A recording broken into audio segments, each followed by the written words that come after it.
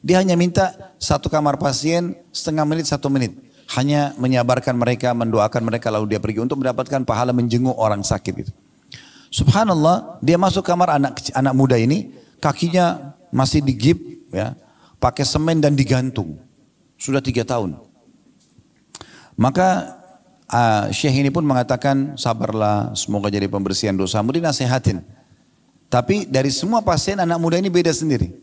Dia mengatakan begini, Syekh, jazakallah khair, semoga Allah balas anda dengan kebaikan atas jenguk ini, kejenguk ini, yang mendatangi menjenguk saya, dan juga doa-doa anda. Tapi perlu anda tahu, saya malah bersyukur sama Allah dengan musibah ini.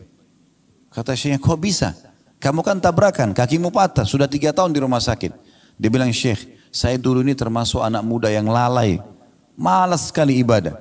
Nggak pernah sholat, ugal-ugalan. Itu sampai saya kejadian tabrakan itu, karena ugal-ugalan. Selalu jauh dari agama Allah. Waktu awal saya tabrakan dan kaki saya patah dimasukkan ke rumah sakit ini, saya marah sekali.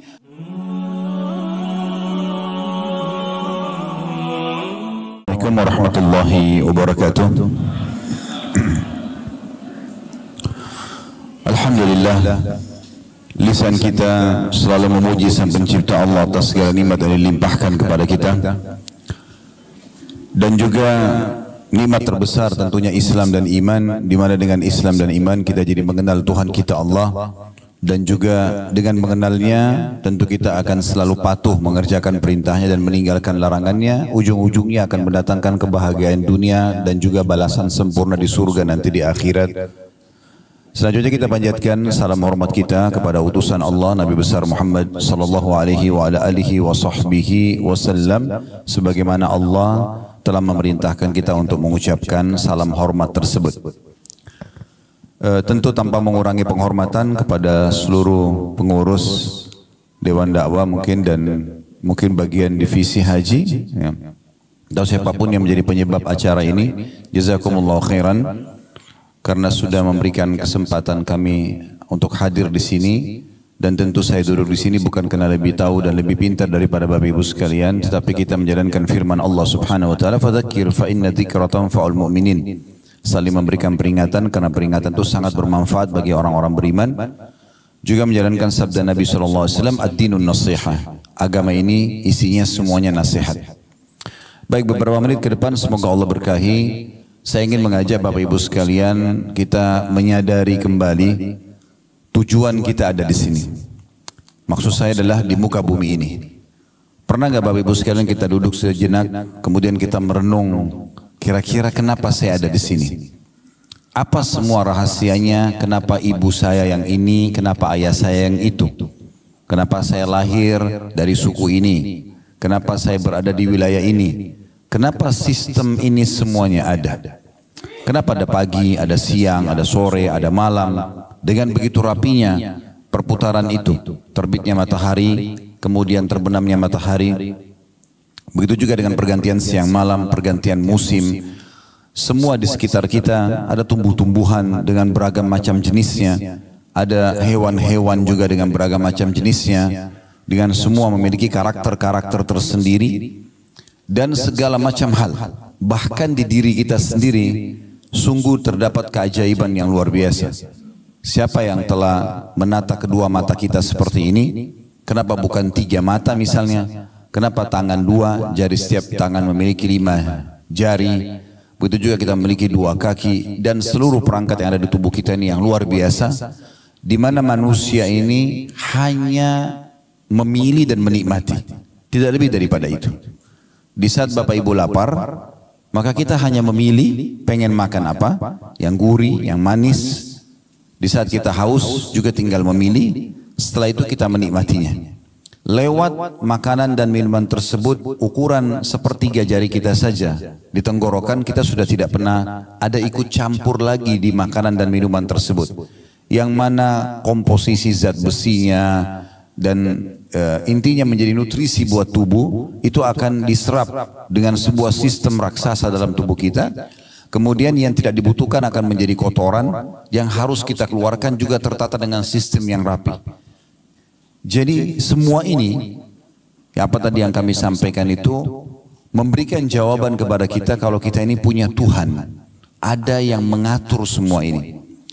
Dan jawaban atas pertanyaan saya tadi, apa kira-kira tujuan kita ada di sini? Allah telah kekalkan dalam Al-Quran sebagai Tuhan yang menciptakan kita dalam surah Az-Zariyat, surah nomor 51 ayat 56. Ayat yang masyhur, wa ma khalaqtul jinna wal insa illa liya'budun.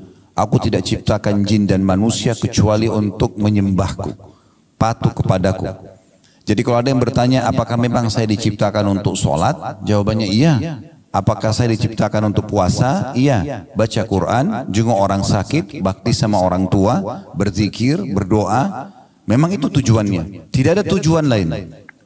Jadi Bapak Ibu tidak usah repot-repot cari tujuan lain. Selain daripada mengabdi kepada Allah, bukan tujuan hidup kita. Hanya sia-sia saja.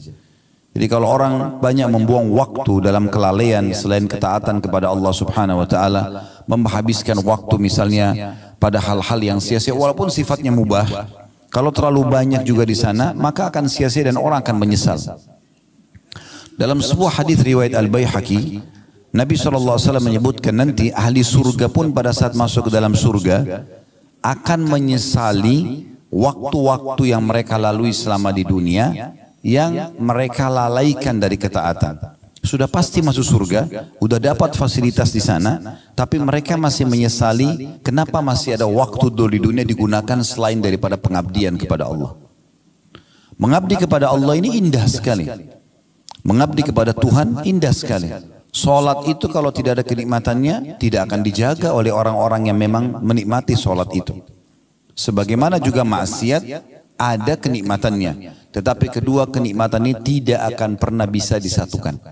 Tidak akan pernah bisa disatukan. Kalau orang sudah menikmati sholat, dia sudah komitmen menjaga setiap azan dia sholat misalnya, dia jaga 5 waktu sholat itu, maka pasti kenikmatan lawannya, yaitu meninggalkan sholat akan hilang dari dia. Bahkan dia akan mengatakan, kenapa orang itu enggak sholat ya, sayang benar.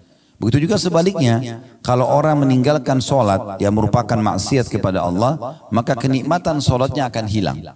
Oleh karena itu Bapak Ibu sekalian, kita harus betul-betul kembali kepada tujuan utama kita diciptakan, dan kemudian kita mengejar apa yang Allah janjikan sepanjang hidup kita. Itu target dalam kehidupan.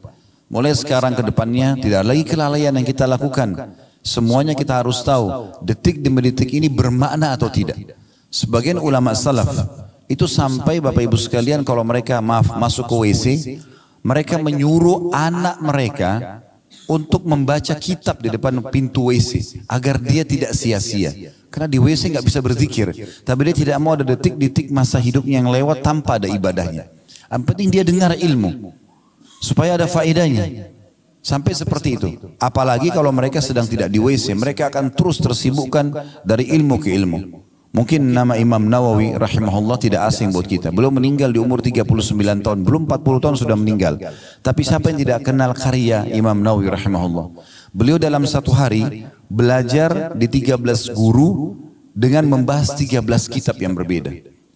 Nantinya kalau Bapak Ibu hadir di pengajian seperti ini 1 jam misalnya, itu berarti satu tema. Imam Nawawi satu hari 13 kitab di 13 guru yang berbeda. Jadi dari pagi sampai malam sibuk dengan ilmu.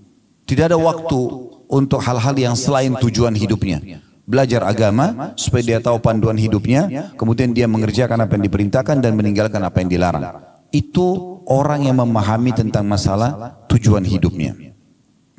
Orang yang memahami tujuan hidup ini juga akan mengetahui tentang masalah takdir, keputusan Allah Subhanahu wa taala. Karena kita sedang membahas tema pilihan Allah terbaik, maka kita tidak pasti luput membahas masalah takdir. Tolong digarisbawahi Bapak Ibu sekalian, Allah Subhanahu wa taala tidak menentukan takdir buruk. Semua takdir Allah itu baik. Semua takdir Allah baik. Allah menentukan semuanya dengan hikmahnya. Jadi cara memahaminya adalah semua Allah catatkan baik walaupun itu buruk di mata seorang hamba. Misal contoh, Bapak Ibu rasa setiap hari lapar kan? Rasa haus, rasa capek. Siapa di antara kita yang tidak pernah sakit misalnya? Tapi mungkin di mata manusia itu tidak enak. Karena kalau ditanya apakah Anda mau lapar, Anda akan katakan tidak. Mau haus, Anda akan katakan tidak. Mau capek Anda katakan tidak. Tetapi kalau kita lihat dengan kacamata agama, secara spiritual atau secara keimanan, maka kita akan faham ternyata semua itu dengan takdir yang luar biasa dari Allah Subhanahu wa taala baik. Karena dengan lapar akan nikmat seseorang itu makan. Dengan haus akan nikmat seseorang itu minum. Dengan capek akan nikmat seseorang itu istirahat. Coba bayangkan Bapak Ibu sekalian kalau kita sudah kenyang, habis makan 2 piring makanan misalnya, sudah sangat kenyang, lalu ditawarkan lagi ayam goreng, kambing bakar, masih mau makan kira-kira? Enggak.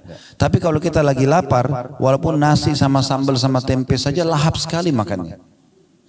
Tapi orang sering memandang dengan mata dia, lapar itu jelek. Padahal sebenarnya itu adalah takdir Allah yang sangat baik. Karena dengan lapar nikmat kita makan. Begitu juga dengan haus. Kalau Bapak Ibu lagi tidak haus, lalu bertamu ke rumah orang, lalu ditanya, mau minum apa Pak? Mau minum apa Bu? Apa ya? Kita masih punya pilihan. Tapi kalau orang haus, saya pengen minum air es misalnya. Air dingin. Kita menikmati sekali pada saat kita minum air es tersebut misalnya. Contoh yang lain juga pada saat Bapak Ibu misalnya dari pagi sampai malam tidur terus. Mulai dari habis subuh misalnya udah tidur, cuma bangun sholat duhur tidur lagi, sholat asar tidur lagi, maghrib. Terus malam Bapak Ibu disuruh tidur lagi. Kira-kira bisa tidur gak? Enggak kan? Baik, kalau Bapak Ibu sudah aktivitas dari pagi, sangat letih, maksimal waktunya sampai malam. Begitu malam kita ngantuk, tidur, walaupun cuma sejam 2 jam nikmatnya luar biasa. Berarti capek itu perangkat untuk menikmati tidur itu. Karena orang kalau tidak capek, nggak lelap tidurnya. Banyak orang menganggap capek itu tidak baik. Sakit misalnya. Siapa di antara kita yang tidak pernah flu, demam, keselio, semua orang merasakan. Kalau Bapak Ibu sendirian yang rasakan, mungkin Anda bisa anggap itu sebuah azab. Tapi kan semua orang rasakan. Ada di sini jemaah sekalian yang belum pernah flu. Saya mau kasih mikrofon untuk sampaikan pengalamannya kalau selama hidup nggak pernah flu, nggak pernah demam. Baik, mungkin itu sudah umum. Ada nggak di sini yang belum pernah digibah oleh orang? Selama hidup nggak pernah digosipin, nggak pernah difitnah. Ada? Kalau ada, tolong naik ke sini sampaikan pengalamannya. Artinya itu standar kan? Semua orang merasakan. Lalu apa hikmahnya? Kenapa harus ada ujian ini? Supaya kita tahu nikmatnya lawannya. Misalnya kalau sakit kita tahu nikmatnya sehat. Di saat kita lagi meriang, hikmah Allah Subhanahu wa taala sebagai takdir yang baik di situ. Kalau kita lagi sakit meriang, di depan kita ada orang yang sehat lagi minum air es, air dingin. Kita akan mengatakan enak benar ya pada saat kita sehat. Jadi kita bisa menilai itu. Karena manusia kalau tidak dikasih rambu-rambu seperti ini, dia akan lost control. Dia akan lupakan semua nikmat ini. Maka ujian-ujian yang datang justru untuk mendatangkan penilaian positif terhadap nikmat Allah yang sedang Allah berikan kepada kita. Ini poin yang harus kita ketahui teman-teman sekalian. Dan cukup banyak pendapat-pendapat ulama, dalil-dalil yang berhubungan dengan masalah ini. Kalau takdir Allah itu semuanya baik. Di antaranya sabda Nabi SAW yang masyhur hadis riwayat Muslim, ajaban li amri mu'min, sungguh mengagumkan perkaranya orang-orang beriman. Lalu kata Nabi SAW, inna amrahu kulluhu khair, atau kulluhu khair, semua perkaranya orang mukmin itu baik.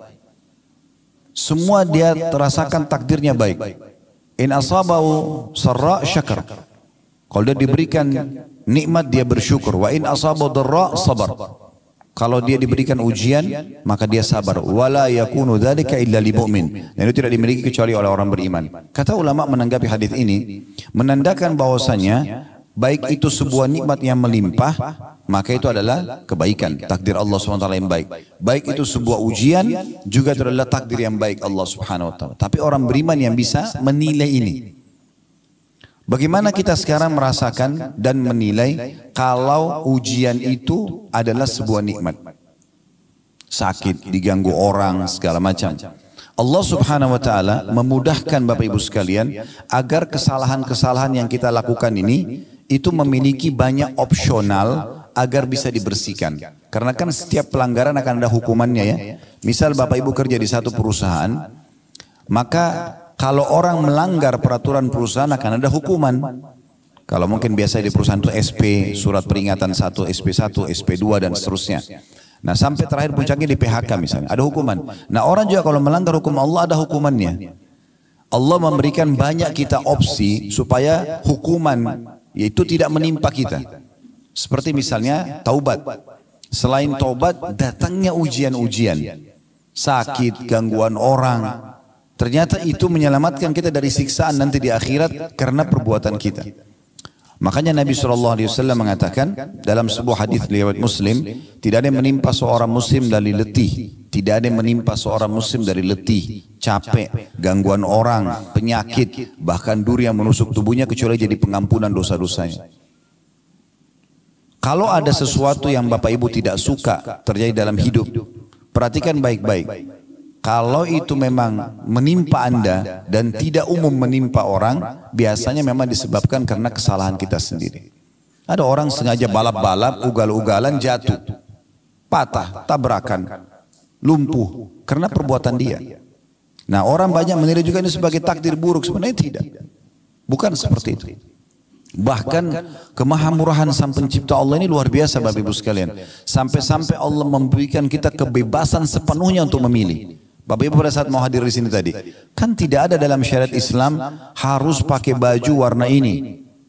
Hari Senin misalnya harus pakai baju warna ini, hari Selasa harus pakai warna ini, ya harus pakai penutup kepala warna ini, tidak ada sama sekali. Yang ada disuruh pakai pakaian tutup aurat, selesai. Setelah itu bebas kita. Kan begitu. Dan terlalu banyak khiyarat atau pilihan-pilihan yang Allah berikan kepada kita, termasuk dalam memilih makanan, memilih minuman, memilih tempat kerja, memilih pasangan hidup, semua di tangan kita. Di saat seseorang mau menikah misalnya, Allah hanya mudahkan dia memiliki pilihan 1, 2, 3, 4, 5, lalu dia yang tentukan, saya mau nikah sama si A. Ada perusahaan A, B, C dia mau kerja, dia tinggal tentukan, saya mau kerja di perusahaan B misalnya.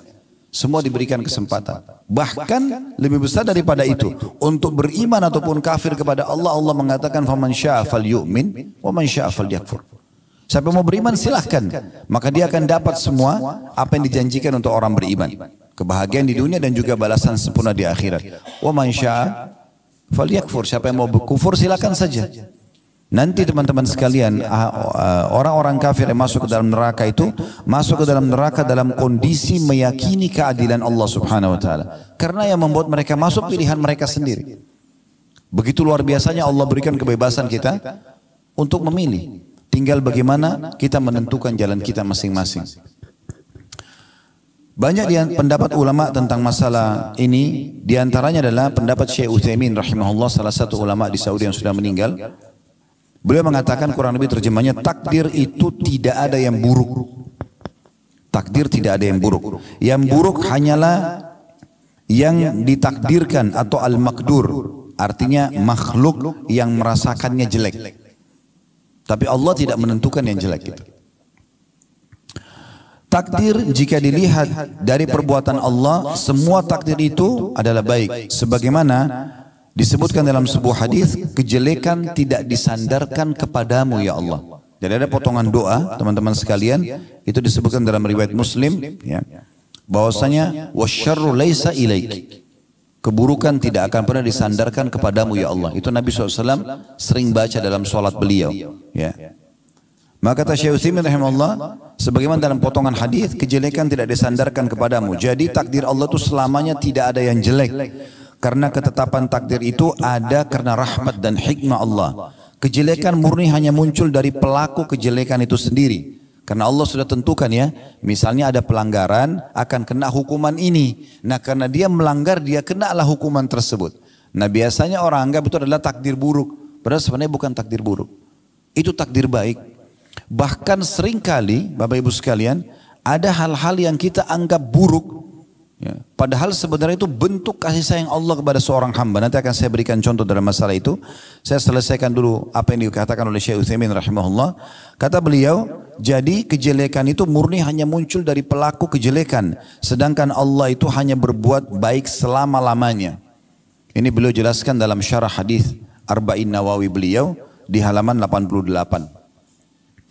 Yang saya katakan tadi contohnya Bapak Ibu sekalian adalah pelaku kriminal. Semua hamba Allah subhanahu wa ta'ala, hamba Allah subhanahu wa ta'ala kalau ingin melakukan satu perbuatan kriminal, kriminal ini berarti pelanggaran, bahasa agamanya maksiat, ya, yang Allah sudah tentukan sebagai pelanggaran, berzina, mencuri, membunuh, apa saja. Pasti Allah subhanahu wa ta'ala akan berikan kepada dia sinyal rasa khawatir dan takut. Di saat dia mau masuk hotel berzina misalnya, pasti ada rasa takutnya, rasa khawatir. Dia mau mencuri begitu, dia mau membunuh begitu, supaya dia tidak melakukannya. Dan Allah maha tahu, kalau dibiarkan dia melakukan, maka ada konsekuensi hukuman. Allah akan datangkan hukuman karena pelanggarannya itu, maka Allah berhentikan dia dengan rasa takut itu. Tapi kalau tetap saja dia lakukan, maaf, tetap dia masuk ke dalam kamar hotel, tetap saja dia masuk ke kamar hotel, tetap dia berzina misalnya, maka Allah datangkan peringatan yang lainnya. Peringatan yang lain itu adalah seperti misalnya ada orang yang melihat dia, supaya dia merasa malu. Kalau dia tidak mau juga tahu itu, tetap diulangi terus perbuatannya, peringatan lebih besar datang. Sampai pada tingkat ada orang yang terjadi gempa, rubuh hotel tersebut, ditemukan jenazahnya lagi dalam kondisi tidak berpakaian. Allah permalukan. Itu pun semuanya dengan hikmah Allah subhanahu wa ta'ala. Karena kalau dibiarkan akan lebih berat hukumannya nanti di akhirat. Seorang pencuri misalnya, sebelum dia mencuri punya rasa takut. Allah datangkan, kalau dia berhenti maka dia akan aman. Tapi ternyata tetap aja dia mencuri. Allah datangkan sinyal yang kedua. Dilihat oleh orang lain tapi mungkin belum kepergok, belum ketangkap. Tapi sudah mulai orang tahu, oh si fulan itu pernah mencuri misalnya. Supaya dia kembali. Tetap dia mencuri, maka Allah buat dia kepergok. Puncaknya adalah ditangkap oleh massa, kemudian digebukin. Pada saat digebukin pun seorang maling itu sebenarnya, itu bentuk kasih sayang Allah. Karena kalau tidak digebukin, dia tidak mau berhenti orang ini. Maka Allah punya cara memberhentikan dia supaya dia tidak mengulanginya. Berapa banyak orang yang diuji dengan penyakit kronis, diuji dengan segala macam hal, ternyata itu ada hikmah yang sangat besar. Ada seorang anak muda di rumah sakit di Riyadh, kejadian nyata Bapak Ibu sekalian. Dia naik mobil, bawa mobil terus tabrakan, kakinya patah. Subhanallah, sudah 3 tahun di rumah sakit. Satu waktu ada seorang syekh datang. Syekh ini selalu setiap hari bolak-balik ke rumah sakit, pindah dari rumah sakit ke rumah sakit hanya untuk pamit kepada pemimpin kepala rumah sakit untuk diizinkan keliling kamar-kamar pasien. Dia hanya minta satu kamar pasien setengah menit, 1 menit. Hanya menyabarkan mereka, mendoakan mereka, lalu dia pergi untuk mendapatkan pahala menjenguk orang sakit itu. Subhanallah, dia masuk kamar anak muda ini, kakinya masih digip, ya, pakai semen dan digantung. Sudah 3 tahun. Maka Syekh ini pun mengatakan, sabarlah, semoga jadi pembersihan dosamu, dinasehatin. Tapi dari semua pasien, anak muda ini beda sendiri.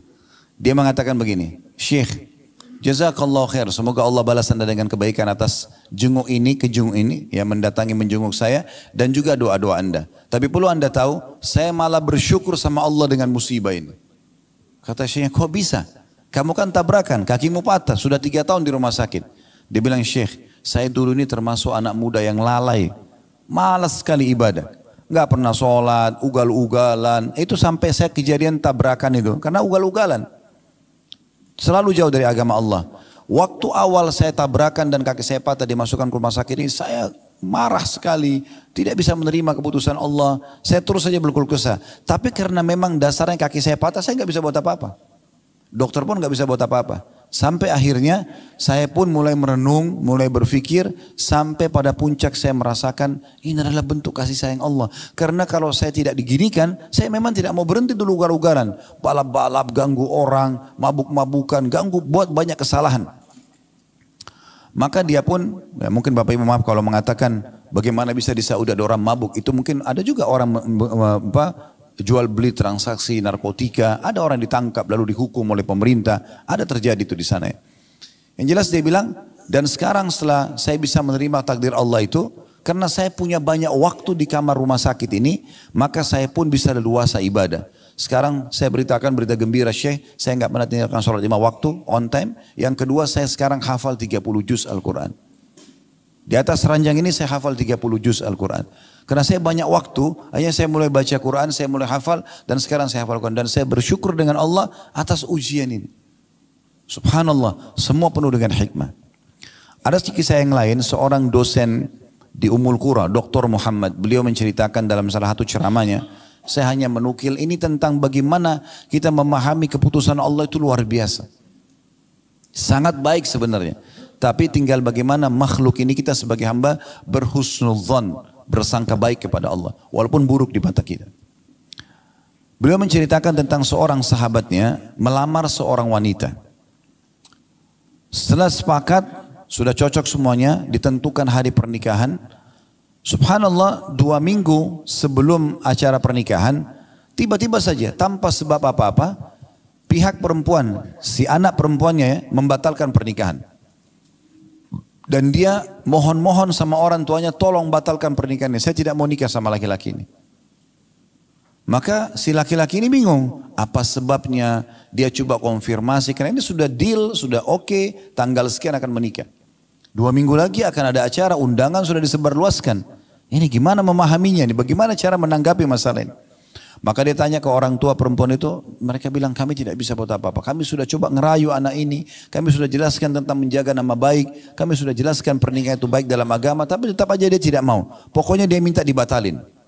Kata Dr. Muhammad, beliau mengatakan akhirnya dibatalkan pernikahan tersebut.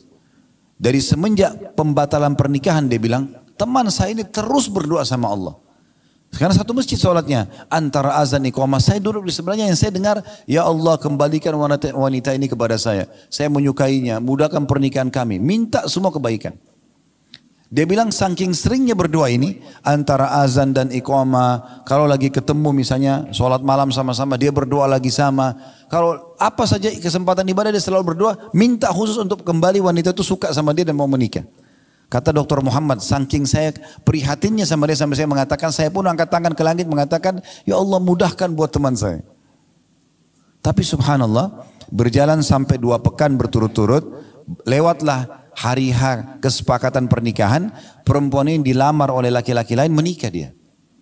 Perempuan itu menikah sama laki-laki lain. Coba bayangkan kalau kita di posisi orang ini, berat sekali gitu. Karena dia sudah oke, dia sudah suka, perempuan itu suka, tiba-tiba batal tanpa sebab. Ditanya kenapa, pokoknya sudah tidak mau aja. Dan akhirnya menikah sama orang lain. Kata Dr. Muhammad, setelah menikah tentu laki-laki ini sudah batalin doanya ya. Karena kita tidak boleh minta orang cerai sama suaminya. Gitu kan. Tidak boleh juga tidak ada juga poliandri dalam Islam. Nggak boleh perempuan punya 2 suami gitu. Dia berhentikan doa. Lalu dia bilang, Dr. Muhammad yang cerita, saya baru melihat hikmah Allah subhanahu wa ta'ala, bagaimana sayangnya Allah sama teman saya ini, justru setelah wanita itu nikah sama laki-laki yang jadi suaminya sekarang. Sebulan setelah pernikahan, payudara perempuan ini, itu sebelah kanan kena kanker ganas dan harus dipotong. Ini bulan pertama pernikahan. Ya kalau kita bilang Indonesia masih bulan madu. Bulan kedua, kanker itu tumpahnya menyebar ke payudara sebelah kiri dan juga harus dipotong. Ini kisah nyata. Dan bulan ketiga, urat saraf otak bagian belakang wanita ini itu ada bermasalah sampai membuat kedua matanya buta. Dan di bulan keempat wanita itu meninggal dunia. Apa kata Dr. Muhammad? Subhanallah, kalau teman saya ini ya, menikah sama dia tersebut, mungkin dia cuma jadi pengurusnya dan mungkin makin sakit dia karena sudah interaksi biologis, sudah jadi suaminya. Tapi Allah punya hikmah yang luar biasa menyelamatkan kita dari hal-hal yang mungkin di mata kita baik, tapi mungkin tidak baik di mata Allah Subhanahu wa taala. Allah ini Bapak Ibu sekalian lebih sayang kepada kita daripada sayangnya ibu kita kepada kita. Dalam hadis Bukhari disebutkan, pernah Nabi SAW selepas selesai memenangkan peperangan, rupanya di tawanan musuh ada satu ibu ini masih masa menyusui. Dia kehilangan anaknya. Kemudian dia datang ke tawanan perang. Dan setiap kali dia lihat anak kecil diangkat, dibalik, dilihat mukanya bukan anaknya, diturunkan lagi. Sampai dia dapat anak dia. Begitu dia dapat anak dia, langsung dia peluk, disusuin anak itu. Di kancah peperangan, penuh debu, lagi suasananya luar biasa. Tapi karena ibu ini kehilangan anak, begitu dia dapat, dia sudah lupa semua itu. Anaknya dimasukin ke dalam bajunya, disusuin sama dia. Nabi SAW melihat itu. Lalu Nabi SAW bilang kepada para sahabat, apakah kalian lihat ibu itu? Mereka mengatakan, iya ya Rasulullah. Baik, apakah kalian mengira ibu ini akan mau melempar anaknya ke dalam api? Kalau kita bakar api ini, api unggun, kita suruh ibu itu lempar anaknya, mau nggak? Kata sahabat, tentu tidak ya Rasulullah. Tidak mungkin. Dia pasti akan terus mempertahankan anaknya selama dia mampu. Kata Nabi SAW, demi zat yang jiwaku dalam genggaman yang maksud demi Allah, sesungguhnya Tuhan kalian Allah lebih sayang kepada kalian daripada ibu itu kepada anaknya. Allah tidak ingin kita celaka. Allah tidak ingin kita masuk ke dalam neraka. Allah nggak ingin kita lapar, nggak ingin kita haus, nggak ingin kita merasa penderitaan, gitu kan? Tetapi sering kali terjadi ujian-ujian itu karena perilaku hamba itu sendiri. Dia penyebabnya. Dia melakukan pelanggaran agama yang akhirnya memang Allah sudah tentukan sebagai takdir keputusannya akan kena hukuman ini misalnya. Seperti itu. Jadi kita tinggal berhusnudzon dengan Allah Subhanahu wa taala. Kapan kita sudah berbuat baik kita pertahankan, kapan kita berbuat yang salah kita segera bertaubat. Orang yang segera kembali ke Allah Subhanahu wa taala, maka secara otomatis ya, dia akan mendapatkan yang terbaik dari Allah Subhanahu wa taala. Ada juga satu kisah yang lain. Ini kebetulan kisah nyata. Seorang wanita pernah berteman sama istri saya. Berjalan rumah tangga si teman istri saya ini, kalau tidak salah 15 tahun. Mereka nggak punya anak. Entah kenapa, subhanallah, si laki-laki si suaminya ini orang baik, suka bekerja, dia bekerja di tempat yang benar, juga dia sebagai suami yang ideal. Tapi tiba-tiba istrinya ini berkenalan sama laki-laki lain. Ya, kemudian dia, bahasa sekarang orang pacaran, selingkuh. Setelah itu dia paksa suaminya untuk menceraikan dia. Yang terjadi adalah si suami ini karena sudah 15 tahun berumah tangga, dia juga nggak punya salah. Kemudian tiba-tiba dia bilang, ada salah apa sama saya? Saya tahu karena kebetulan istrinya adalah sahabat istri, teman istri saya gitu. Kemudian dia bilang, ada apa dengan saya? Apa salahnya? Terus saja dia coba ya mengorek, tapi tetap istri bilang tidak mau. Intinya cerailah akhirnya, ya, dan itu sangat menyakitkan bagi si laki-laki ini. Kemudian perempuan itu nikah sama selingkuhannya. Kisah nyata ini. Ini kebetulan kami tahu betul kisahnya. Dan alhamdulillah ini bukan ghibah karena kita tidak menyebutkan nama. Ya. Maka setelah berjalan waktu, mungkin setelah kejadian itu sekitar 5-6 tahun. Ya, kejadian itu, saya ada tablik akbar di Makassar. Setelah selesai tablik akbar bubar, ada orang dari jauh salam sama saya. Assalamualaikum. Saya kurang kenal gitu. Karena performanya sudah berubah. Ya. Lebih agamis lah gitu ya. Pakaiannya segala macam penampilannya. Kemudian setelah dekat baru dia sebut namanya. Saya si Fulan. Ustaz masih ingat. Oh ternyata ini adalah suaminya perempuan itu. Yang 6 tahun lalu atau 5 tahun lalu ditinggal sama istrinya. Istri selingkuh terus nikah sama selingkuhannya. Lalu setelah itu saya putus kontak gitu. 6 tahun kemudian, 5-6 tahun kemudian saya ketemu, ternyata dia orang ini. Dan hadir di tablik akbar kami. Terus saya karena merasa prihatin, saya masih ingat kasus dia, lalu saya tanya, maaf. Jadi setelah tanya kabar segala macam, lalu bagaimana kejadiannya? Oh alhamdulillah dia bilang. Orang ini bilang, suami tadi si perempuan yang selingkuh itu. Alhamdulillah. Kenapa alhamdulillah? Alhamdulillah setelah saya ditinggalkan dulu memang saya sempat terpukul. Karena istri saya meninggalkan saya apalagi nikah sama laki-laki lain. Tapi setelah itu saya sempat vakum tuh berapa bulan, berapa waktu gitu saya tidak tahu harus buat apa. Sampai akhirnya saya bangkit kembali, saya sangka baik sama Allah, saya menikah. Sekarang saya diberikan oleh Allah istri yang salehah dan Allah karunia sekarang saya anak atau 2 atau 3 dia bilang. Dulunya dia nikah 15 tahun gak punya anak. Istrinya juga jauh dari agama, tidak berhijab segala macam. Sekarang Allah kasih gantinya wanita salihah, punya anak dan dia sangat bahagia. Subhanallah. Kata Nabi SAW apa? Innamas sadmatu fil ula. Sebenarnya pukulan yang dirasakan dari ujian itu hanya di awal saja. Setelahnya itu sudah jadi biasa sebenarnya. Tinggal bagaimana kita harus memahami poin penting Bapak Ibu sekalian. Memang dalam kehidupan kita di muka bumi ini ada 2 sayap kita. Kalau saya bahasakan sayap supaya mudah difahami. Sayap yang pertama supaya berimbang. Tapi ini dua-duanya harus berimbang kiri kanan ya. Itu adalah syukur di saat nikmat ada. Sayap kedua sabar di saat ujian ada. Ini 2 sayap tidak boleh berpisah. Dan dua-duanya ini dengan hikmah Allah SWT. Semua takdirnya Allah baik di situ. Kalau nikmat sedang melimpah, supaya nikmat itu terus bertahan, makan, minum, apa saja kesehatan, keturunan, alhamdulillah kita syukuri. Nah kalau ujian datang, kita sabari. Sabar apa maksudnya? Bukan duduk manis elus dada, tidak. Sabar dalam Islam adalah menerima takdir Allah, kemudian ikhtiar mencari jalan keluar. Contohnya supaya mudah difahami. Kalau Bapak Ibu bangun tidur pagi hari, flu. Tadi malam tidur nggak sakit, nggak apa. Tapi tiba-tiba kita bangun meriang, flu, batuk. Tanpa sebab. Di sini perangkatnya adalah sabar. Apa itu sabar? Oh, Allah sedang menguji saya. Terima dulu itu. Ujian diterima dulu. Kemudian ikhtiar. Minum obat, ke dokter, minum minuman hangat. Karena ini pasti akan datang dalam ujian kehidupan kita nih. Kenapa tadi saya sudah sebutkan hikmahnya. Di antara hikmah ujian adalah supaya kita bisa menilai besarnya kenikmatan gitu. Dan juga supaya kita tahu kita punya Tuhan Allah Subhanahu wa taala yang di saat nikmat melimpah kita syukur, di saat kita sedang ada musibah atau cobaan kita sedang bergantung dan lebih dekat kepadanya. Kadang-kadang teman-teman sekalian mungkin pernah alami dalam kehidupan kita, pasti semua kita pernah alami, di saat ujian sedang datang, kita bisa meneteskan air mata kepada Allah. Sujud, menangis, ya Allah berikan jalan keluar, ya Allah begini dan begitu. Mungkin di saat sedang musibah itu sudah diangkat oleh Allah, sudah enggak lagi kita mau nangis susah. Itu mahal sekali itu. Saya pernah subhanallah punya pengalaman pribadi di waktu kami mau buka restoran pertama kali di Kalibata City. Sekarang sudah pindah ke Condet.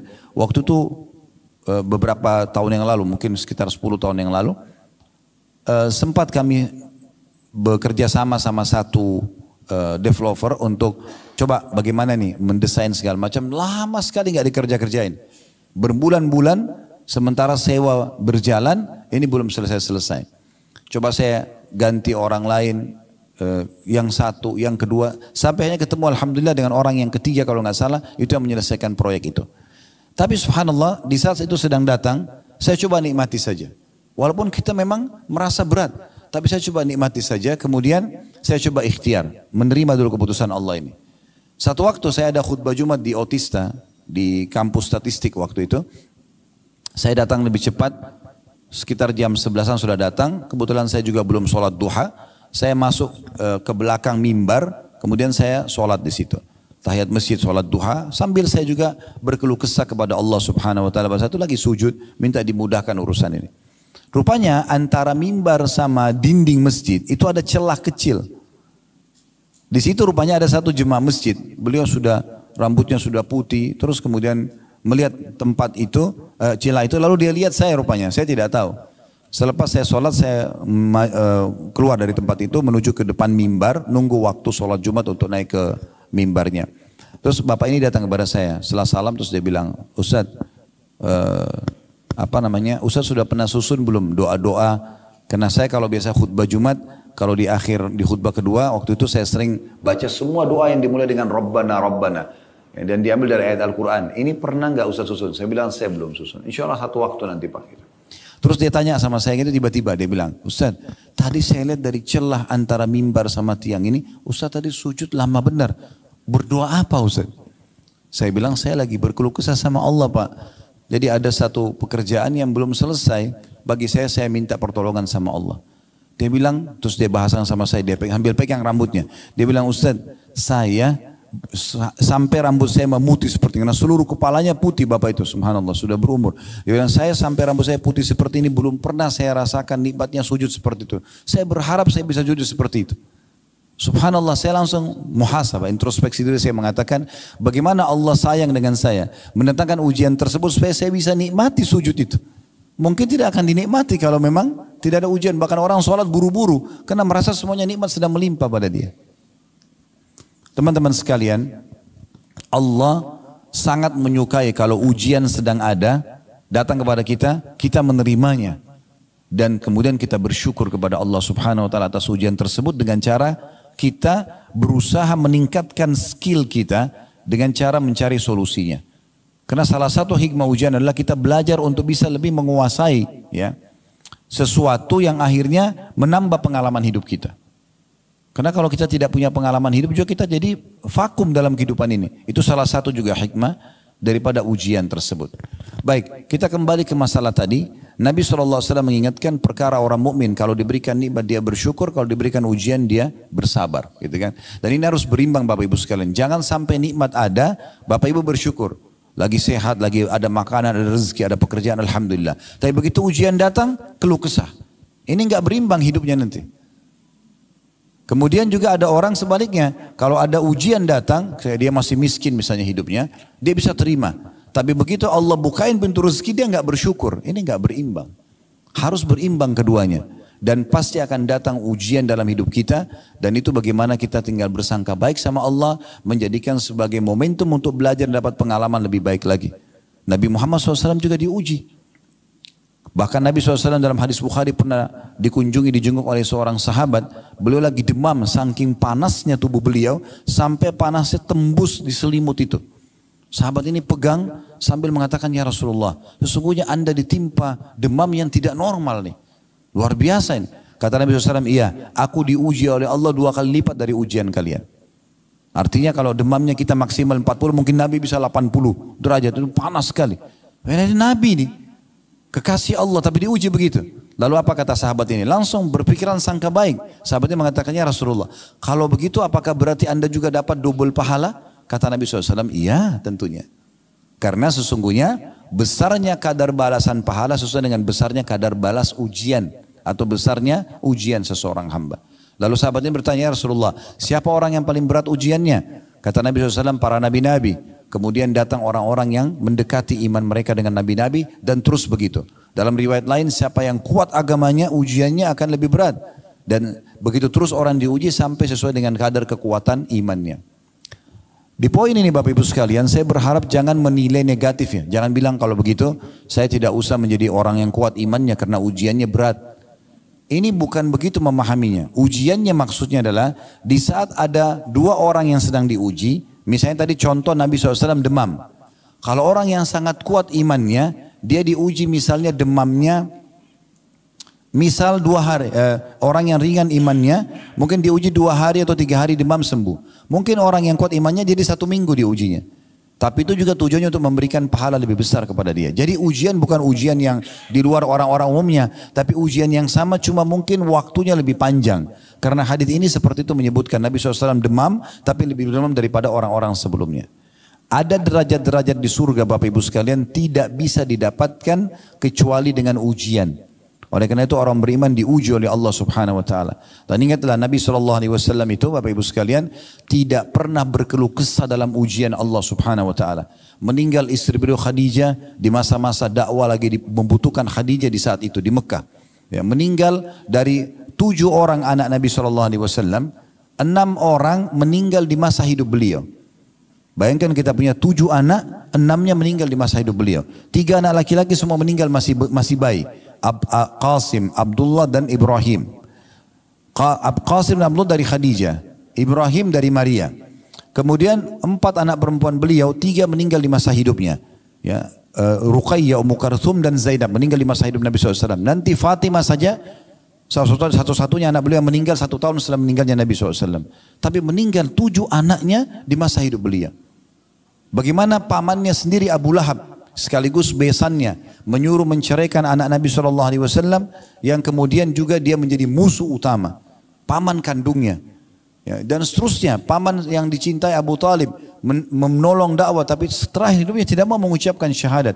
Sampai Nabi SAW sedih dan sekian banyak ujian semasa hidup. Lagi sujud di depan Ka'bah dilemparin kotoran, ya beliau sabar, diganggu dikatakan penyihir, dukun, penyamun, pendusta, beliau biasa saja. Begitu juga di Madinah, ujian-ujian dari orang munafik. Setiap kali Nabi SAW sampaikan sebuah peraturan agama, orang munafik mengatakan Muhammad ini ngawur, Muhammad ini gini dan seterusnya. Jadi banyak sekali ujian dalam hidup Nabi SAW. Dia diuji oleh Allah SWT. Tapi tujuannya untuk memberikan derajat yang tinggi nanti di surga. Ya. Kadang-kadang juga Allah Subhanahu Wa Taala memberikan ujian Bapak Ibu sekalian itu untuk memberikan yang terbaik buat kita. Seperti contohnya, ada sebuah hadis, ya, kata Nabi SAW, Allah berfirman kepada para malaikatnya, mengatakan, luaskanlah, lapangkanlah rezeki hambaku si fulan, karena dia kalau diluaskan dia bersyukur. Tahanlah, ya, batasilah rezeki hambaku si fulan, yang lain lagi, karena kalau kau bukakan rezekinya maka dia akan kufur. Saya tutup dengan sebuah kisah. Seorang teman saya, sahabat dekat saya dulu, sudah meninggal rahimahullah. Beliau tinggal di salah satu kota di Indonesia ini. Subhanallah, kami berteman dari masih bujang dulu sampai setelah berumah tangga, semua sudah punya anak, semua punya pekerjaan. Tapi Rata-rata teman-teman yang saya kenal, semua sudah Allah bukakan pintu rezeki. Tapi satu teman saya ini tetap dalam kondisi yang sama. Kondisi yang sama, sampai hidupnya kalau setiap hari pun mau makan itu harus mencari, kadang-kadang dibantu oleh orang, jadi agak susah gitu. Satu waktu saya pernah tablik akbar di kota beliau, kemudian kami sama-sama setelah tablik akbar mau ke kota yang lainnya, tapi lewat darat, sekitar 1,5 jam, 1 jam naik mobil. Di tengah jalan sambil ngobrol, dia bilang sama saya mau ikut ke sana. Oke, silahkan. Di tengah jalan kami sambil ngobrol, bernostalgia dulu pada saat masih bujang, kami sama-sama di Madinah dulu. Beliau kerja, saya kuliah. Kemudian setelah itu sampai satu waktu lagi jalan ada satu mobil ugal-ugalan, balap-balap gitu, dan melewati mobil kami, dan saking kencangnya mobil itu sampai membuat mobil kami goyang gitu. Pada saat itu subhanallah, saya pertama kali selama saya berteman sama teman saya ini mendengar ucapan itu. Dia tiba-tiba mencaci maki mobil itu, mencaci maki pemilik mobil itu dan seterusnya, dan dia marah-marah gitu. Minta supaya mobil itu dikejar lah. Terus saya lihat, saya balik ke belakang, kebetulan saya duduk sama supir di depan, dia di belakang, lalu saya mengatakan, "Akhi, sebentar, tenangkan diri antum. Orang ini sedang berbuat sesuatu yang jahil. Tidak usah kita ikut-ikutan marah, tidak perlu. Itu urusan dia melakukan pelanggaran. Jangan kita balas keburukan dengan keburukan." Tapi subhanallah, saya tiba-tiba berpikir, pada saat itu kami cuma naik mobil sewa. Bukan mobil pribadi. Saya berpikir subhanallah, orang ini masih baru naik mobil sewa, sudah bisa caci maki orang lain. Bagaimana kalau dia pakai mobil pribadi gitu? Maka Allah biarkan dalam kondisinya supaya dia tetap dalam ketakwaannya. Itu demi kebaikannya. Allahu a'lam.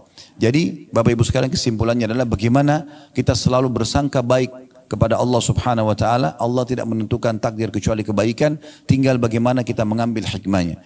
Kalau kita sedang diberikan nikmat bersyukur, diberikan ujian kita bersabar, tetap dengan sangka baik. Sebagai penutup, hadis Nabi SAW atau riwayat dari Nabi SAW, beliau kalau sedang melimpah nikmat, beliau mengucapkan alhamdulillahilladzi bi ni'matihi tatimmus shalihat. Segala puji bagi Allah yang dengan izinnya semua kebaikan tersempurnakan. Itu kalau ada nikmat. Kalau sedang ada ujian, Nabi SAW mengatakan alhamdulillahi ala kulli hal. Segala puji bagi Allah dalam setiap keadaan. Musibah sedang datang, Nabi mengatakan alhamdulillah ala kulli hal. Semua dengan bersangka baik kepada Allah subhanahu wa ta'ala. Jadikan momentum justru kalau kita diuji oleh Allah subhanahu wa ta'ala untuk lebih dekat kepadanya. Allahu a'lam. Kita berharap Allah subhanahu wa ta'ala memberkahi majlis kita ini. Allah jadikan sebagai tambahan ilmu yang bermanfaat dan juga dijadikan sebagai tambahan amal kita pada hari kiamat. Semoga semua yang hadir dalam acara offline ini ataupun juga online dipenuhi semua hajat-hajatnya, dimaafkan kesalahannya, disembuhkan penyakitnya, diluaskan rezekinya, diberkahi sisa umurnya semua di atas ketaatan, serta dimaafkan seluruh kesalahan masa lalu dan ditutupi semua aib-aibnya, serta semoga Allah subhanahu wa ta'ala menyatukan kita semua di surga firdausnya tanpa hisab. Semoga disatukan dalam majlis ilmu yang mulia ini. Baik, kalau ada benar pasti dari Allah, kalau ada salah dari saya mohon dimaafkan. Subhanakallahumma bihamdika asyhadu an la ilaha illa anta astaghfiruka wa atubu ilaik. Wassalamualaikum warahmatullahi wabarakatuh.